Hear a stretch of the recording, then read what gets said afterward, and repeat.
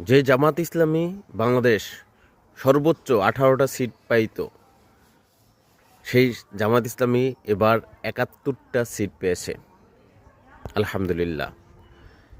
ইনশাল্লাহ আগামী 5 বছর পরে যে নির্বাচন হবে সেখানে তারা 150 আসন পাবে।